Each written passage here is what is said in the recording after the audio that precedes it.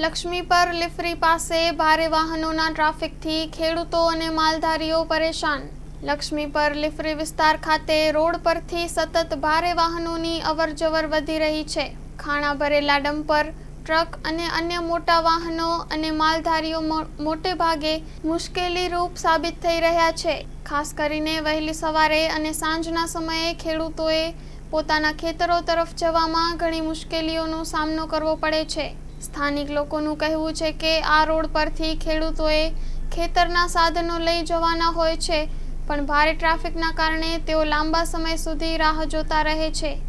ઘણા વખત સુધી વાહનોમાંથી ધૂળ ઉડવાથી પશુઓને પણ અસ્વસ્થતા થાય છે। માલધારી સમાજ પણ આ સ્થિતિથી ત્રસ્ત છે। અવાજના કારણે પશુઓ ભયભીત થાય છે અને રોડ ક્રોસ કરવામાં મુશ્કેલી અનુભવે છે। કેટલાક મુસાફરો માટે અકસ્માતની ભીતિ પણ સતત મંડરાય છે। સ્થાનિક લોકોએ તાત્કાલિક તંત્રને રજૂઆત પણ કરી છે। તેમની માંગ છે કે રસ્તા પરથી ભારે વાહનો માટે કોઈ સમય મર્યાદા નક્કી કરવામાં આવે અથવા વિકલ્પ તરીકે બીજા માર્ગોની વ્યવસ્થા કરવામાં આવે।